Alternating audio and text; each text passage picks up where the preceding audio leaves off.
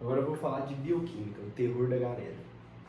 Hormônios reguladores da glicemia. A glicemia é o parâmetro ali que mede a glicose no sangue.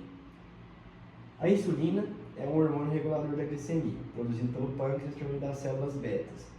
Como que a insulina atua? Ela atua aumentando a captação de glicose no tecido e no músculo, no tecido adiposo e no músculo, porque tem muita glicose no sangue, tem que aumentar a captação, a célula vai absorver essa glicose e vai produzir energia.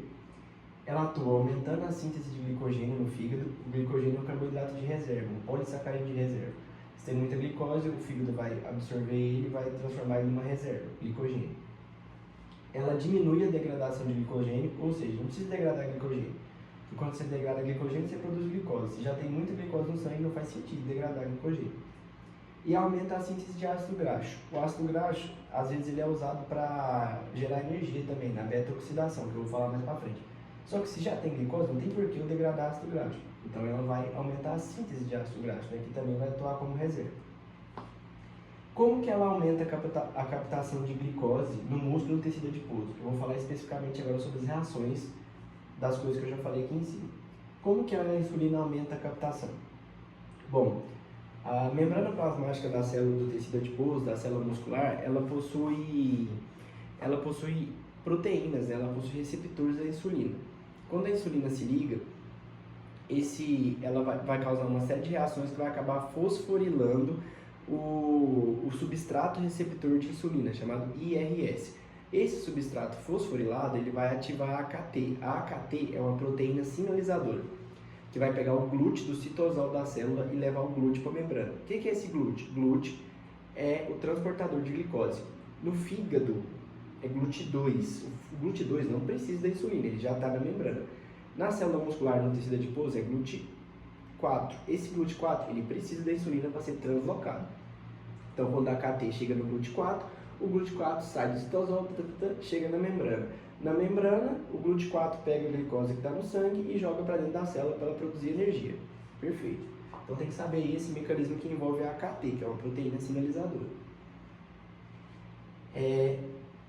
Quando a glicose entra na célula, existem duas complicações, né? A pessoa pode ter diabetes mellitus tipo 1 e diabetes mellitus tipo 2. A diabetes mellitus tipo 1, a pessoa não produz insulina, ou seja, sem insulina não tem essa cascata de reações que vai fazer com que o GLUT se transloque. Sem o GLUT se translocar, a célula não absorve glicose, muita glicose no sangue, hiperglicemia, diabetes. A diabetes mellitus tipo 2, que já é de resistência à insulina, ou seja, a célula, o pâncreas continua produzindo insulina, mas por algum motivo a insulina não atua na célula. Aí existem alguns motivos. Por exemplo, a membrana plasmática da célula perdeu fluidez, aí o receptor não consegue chegar lá e aí a insulina não entra. O receptor da insulina foi modificado. Aí, como o receptor da insulina foi modificado, a insulina vai chegar, mas não vai se ligar direito no receptor. Então, ela não vai atuar.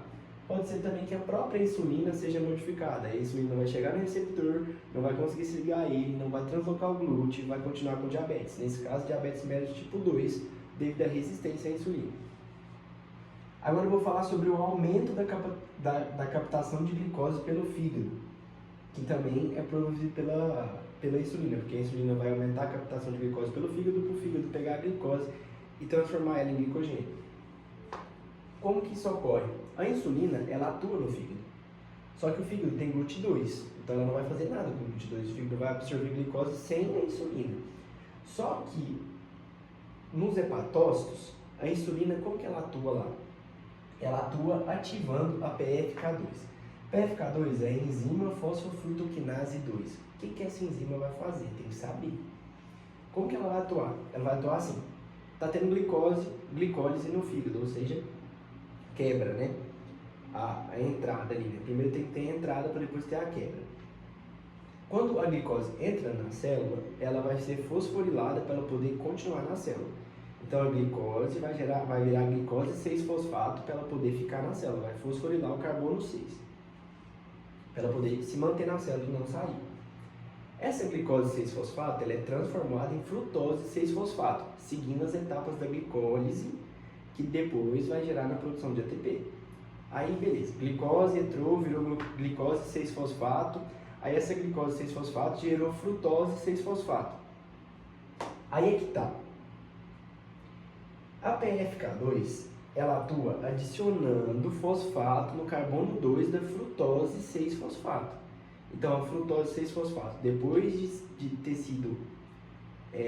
ter tido uma reação ali causada pela PFK2, ela vai se transformar em frutose 2,6-bifosfato. Ou seja, a PFK2 adiciona mais um fosfato na frutose 6-fosfato, no carbono 2. Por isso, PFK2.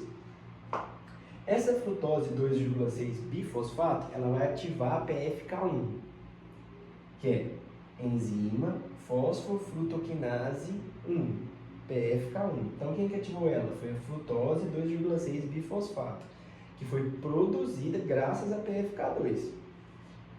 Beleza. Aí, a PFK1, ela vai agir ali nas outras glicoses que estão entrando. Então, uma outra glicose vai entrar, a PFK1 vai agir nela, transformando frutose 6-fosfato em frutose 1,6-bifosfato. Então, a PFK2 transforma frutose 6-fosfato em frutose 2,6-bifosfato. A PFK1 atua como? Transformando frutose 6-fosfato em frutose 1,6-bifosfato. Isso é difícil? É difícil. Essa frutose 1,6-bifosfato, ela depois vai se transformar em piruvato, e depois o piruvato vai se transformar em acetil-CoA, e o acetil-CoA vai girar o ciclo de Krebs. Isso aqui é difícil, mas tem que saber. PFK1 e PFK2. A PFK2 vem primeiro, fosforila no carbono 2 da frutose, aí depois ela mesma ativa a PFK1 e a PFK1 vai pegar as outras células que entrarem e fosforilar o carbono 1 delas para que gire o ciclo de Krebs no final de tudo isso. O glucagon. O glucagon ele é secretado pelo